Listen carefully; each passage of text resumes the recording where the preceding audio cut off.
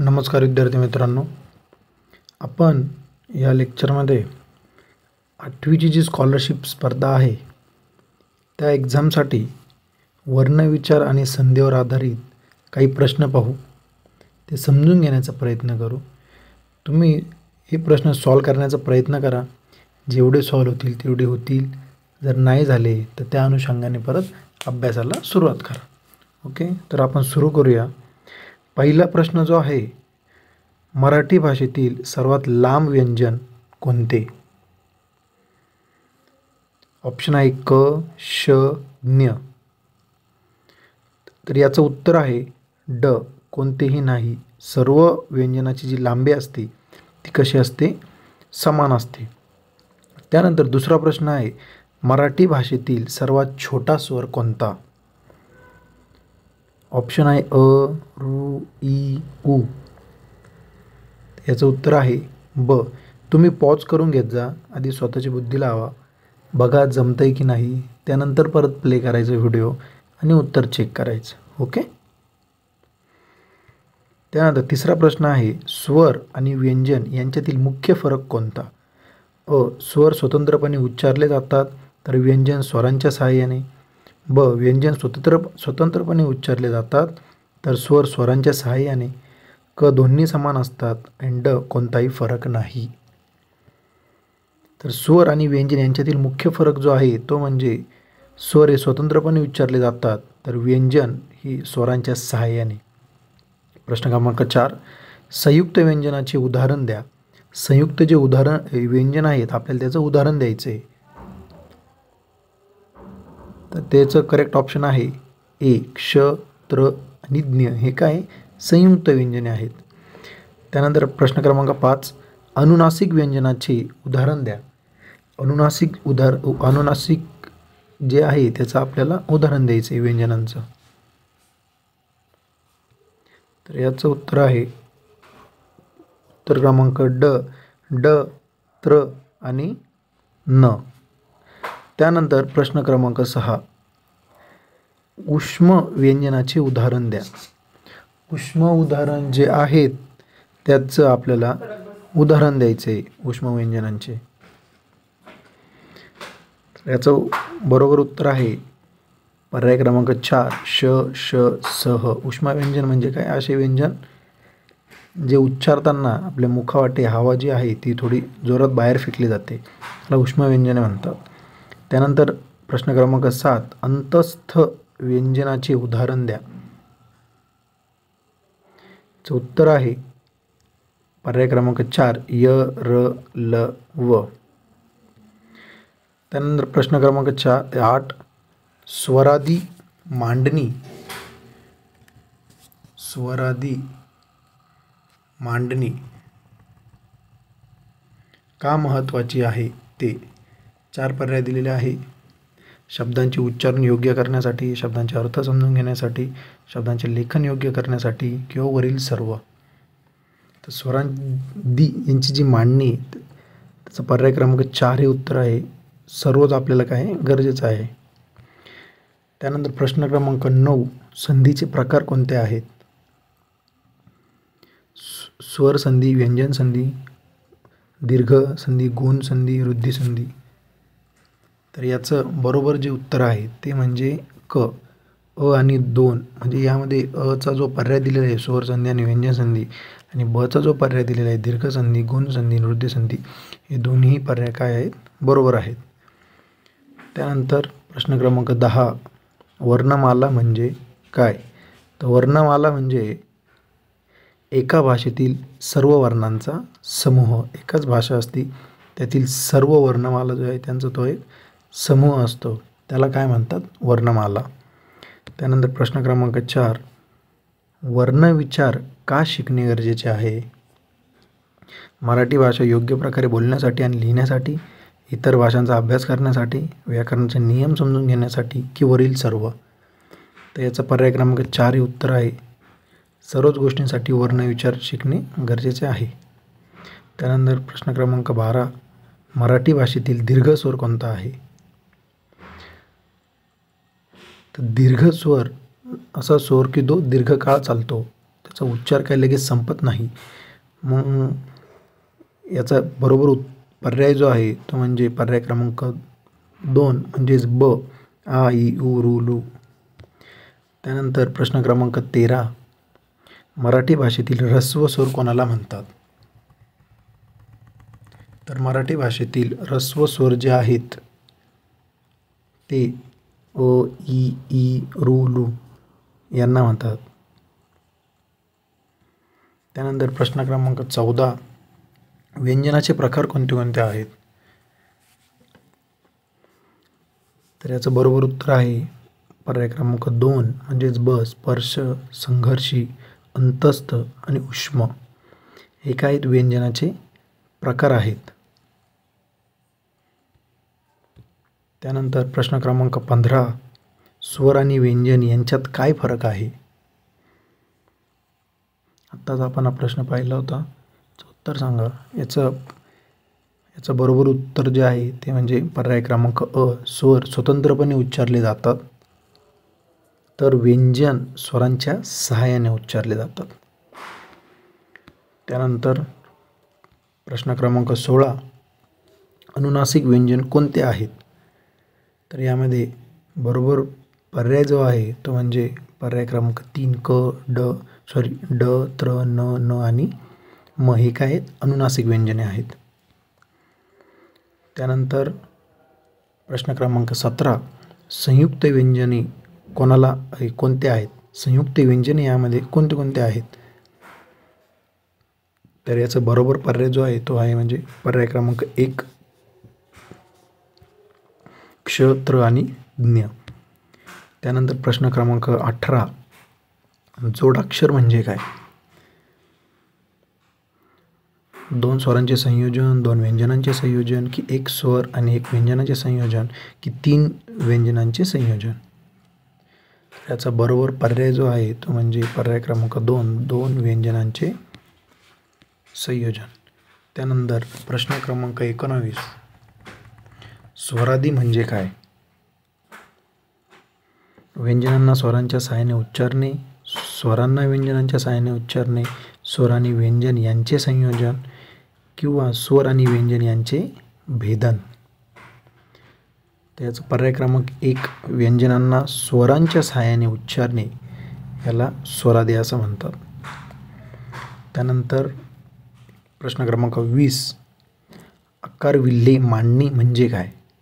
हा काहींसाठी हा प्रश्न नवीन असेल, पण असे प्रश्न आले म्हणजे घाबरून जायचं नाही. पर्याय बघा, स्वरांची मांडणी, व्यंजनांची मांडणी, स्वर आणि व्यंजन यांची एकत्रित मांडणी आणि शब्दांची मांडणी. त्याचं पर्याय क्रमांक 1 हे बरोबर उत्तर आहे. आकार विल्हे मांडणी म्हणजे स्वरांची मांडणी. त्यानंतर प्रश्न क्रमांक 21, मराठी भाषेतील सर्वात लांब शब्द कोणता असू शकतो? पर्याय दिलेला आहे रंगदर्शक, निरनिराळा, निश्चित नाही किंवा वरीलपैकी नाही.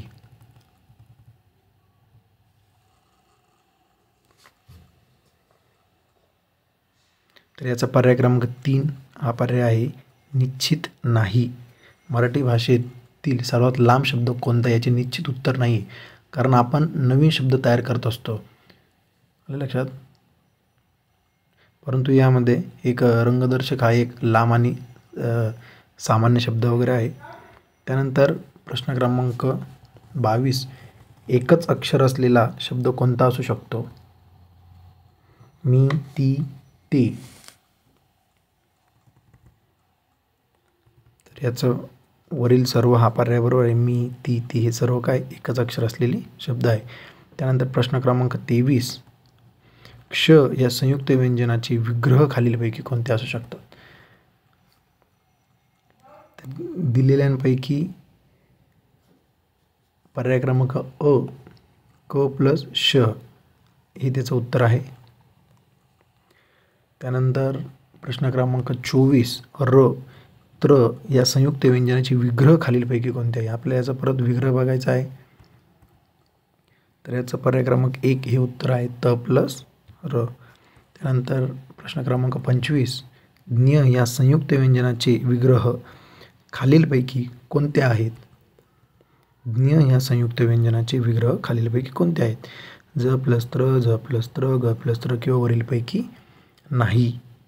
तर ज्ञ जे काही उदाहरण दिलेले आहेत त्यापैकी ज प्लस त्र हे काय त्याचं संयुक्त व्यंजनाचा विग्रह आहे, म्हणजेच पर्याय क्रमांक अ.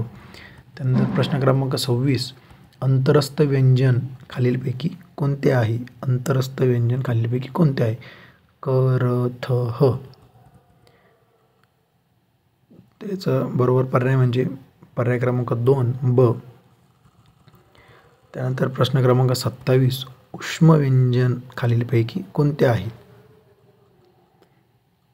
न, म, श किंवा य.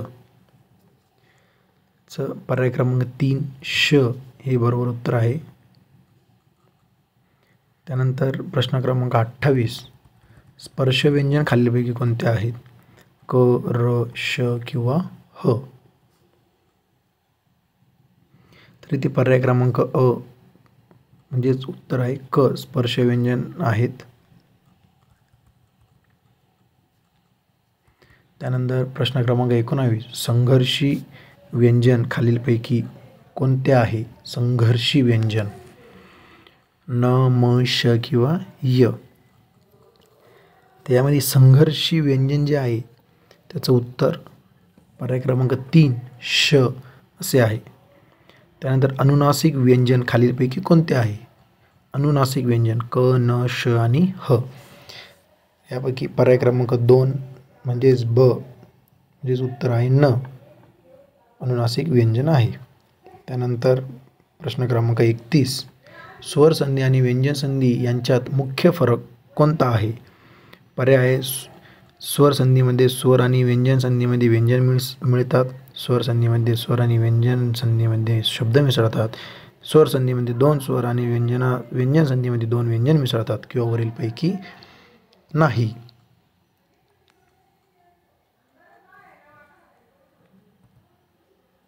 तर याचं उत्तर आहे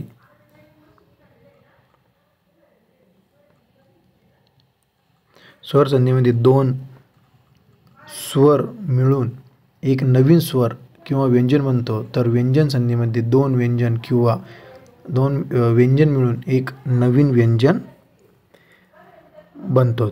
ओके. त्यानंतर प्रश्न क्रमांक 32, दीर्घीकरण म्हणजे काय? काहींसाठी काही कन्सेप्ट नवीन असतील, घाबरून जायचं नाही, आपली सिरीज इथून पुढे कंटिन्यू असेल. दीर्घीकरण म्हणजे काय? ऑप्शन आहे 1 स्वराचे 2 स्वरात रूपांतर, 1 व्यंजनाचे 2 व्यंजनात रूपांतर, एका शब्दाचे 2 शब्दात रूपांतर किंवा वरीलपैकी नाही. तर दीर्घीकरण म्हणजे एका स्वराचे लांब स्वरात रूपांतर होणे, म्हणजेच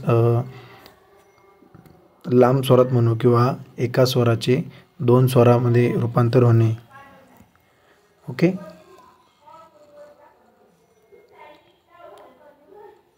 वरीलपैकी नाही, कारण की याचं जे दीर्घीकरणचा मूळ अर्थ काय? एखादा जो स्वर राहतो त्याचं लांब स्वरात रूपांतर झालं पाहिजे. ओके. तसं इथं काही दिलेलं नाही. गुण संधी म्हणजे काय? 2 स्वरांचे संयोजन होऊन नवीन स्वर तयार करणे किंवा 2 व्यंजनांचे संयोजन होऊन नवीन व्यंजन तयार करणे किंवा एका स्वराचे आणि एका व्यंजनाचे संयोजन करणे. पर्याय क्रमांक अ हे उत्तर आहे. 2 स्वरांचे संयोजन होऊन नवीन स्वर तयार करणे. उदाहरणार्थ अ प्लस ई काय होतो? ई. लक्षात अशा प्रकारे. त्यानंतर प्रश्न क्रमांक 34, वृद्धी संधी म्हणजे काय? एका स्वराचे लांब स्वरात रूपांतर होणे, एका व्यंजनाचे लांब व्यंजनात रूपांतर होणे, एका शब्दाचे लांब शब्दात रूपांतर होणे किंवा वरीलपैकी नाही. तर याचं जे योग्य उत्तर आहे ते म्हणजे एका स्वराचे लांब स्वरात रूपांतर होणे. पर्याय क्रमांक A. For example a plus e is equal to काय होतो? ई. अशा पद्धतीने. त्यानंतर प्रश्न क्रमांक 35, यन संधी म्हणजे काय? य या वर्णाचा आकार बदलणे, दोन स्वरांचे संयोजन होऊन य तयार होणे, दोन व्यंजनांचे संयोजन होऊन य तयार होणे किंवा वरीलपैकी नाही.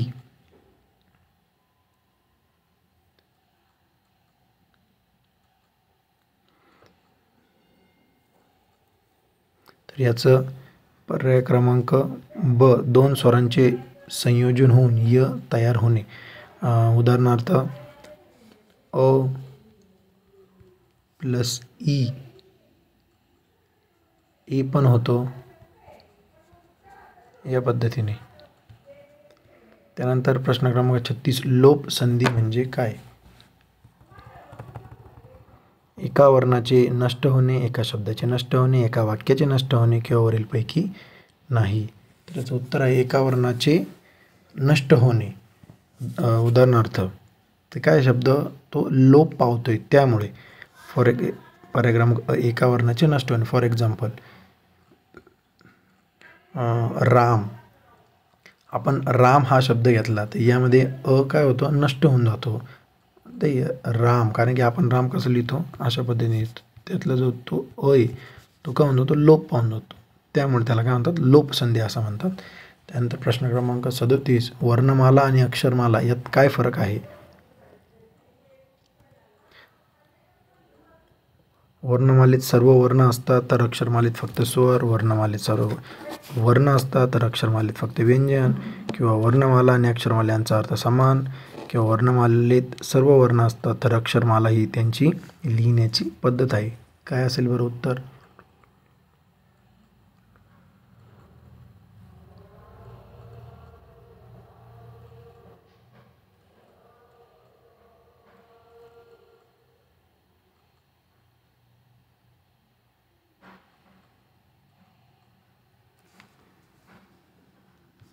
पर्याय क्रमांक ड, वर्णमाला काय असतात, सर्व वर्ण असतात, वर्णांचा क्रमवार संच असतो तो. तर अक्षरमाला जी आहे ती म्हणजे काय, लिहिण्याची एक पद्धत आहे. ओके. त्यानंतर प्रश्न क्रमांक 38, वर्ण आणि अक्षर यात काय फरक आहे?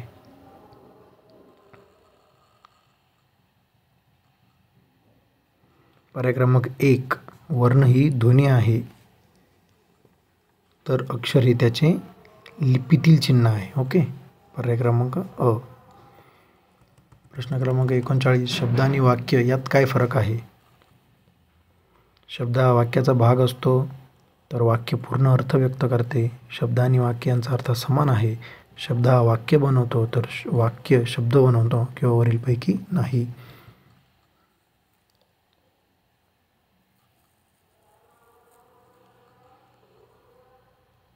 आता 39 आणि 39चं जे उत्तर ते तुम्ही कमेंटमध्ये मला करून सांगायचं आहे. नसेल कळले तर तसं कमेंटमध्ये विचारायचं आहे.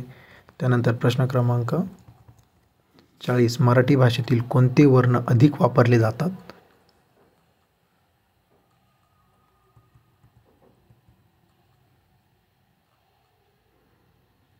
त्यामध्ये व्यंजन जे आहेत ते अधिक प्रमाणात वापरले जातात. मराठी भाषेतील आपल्याला विचारले कोणते वर्ण जास्त वापरले जातात, तर जे काही वर्ण आहे, फॉर एक्झाम्पल मराठी भाषेत अ आ इ हे काय स्वर आहे, आणि त क प म ही काही व्यंजन आहे, काही काही अधिक वापरले जातात. बरोबर.